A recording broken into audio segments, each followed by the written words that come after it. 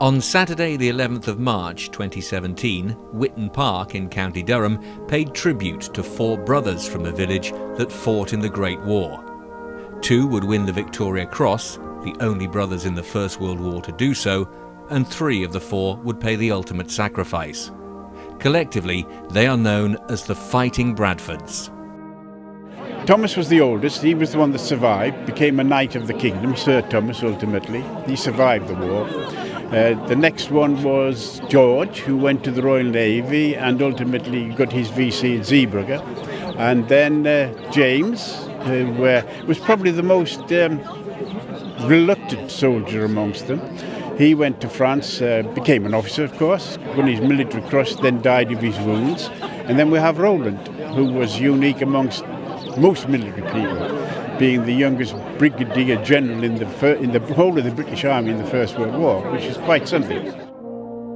The village has created a memorial garden to honour the sacrifice of the Bradfords, and the first of 2 Victoria Cross memorial stones was unveiled to Roland Boys Bradford.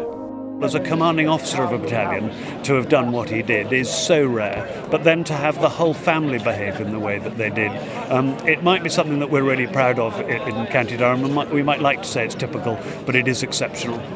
For the village, it's been quite something. I came here a few months ago and I was looking for Bradford's location in a sense, and there didn't seem much around, but look at it today. Now everyone knows, and it's a special occasion. 2 VCs in one village, 2 brothers. That's pretty unique, I would think. As for the ceremony itself, it was fantastic. It was great. As well as the unveiling of the Victoria Cross stone, a new artwork has been created by local steel sculptor Ray Lonsdale called The Ball and the Bradford Boy, representing the brotherhood of soldiers.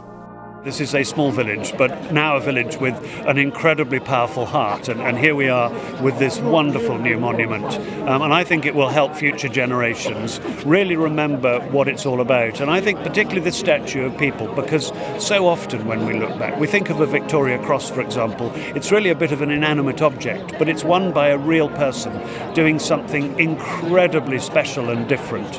And I think this really, really does mark that and help us remember the people that's involved, which is, after all, it's the people that make both Witton Park and County Durham. The commemorations continued in the village with a special stage performance of the Fighting Bradfords by local children and a screening of the documentary The Weir at War that includes the Bradfords along with other local stories from the length of the River Wear.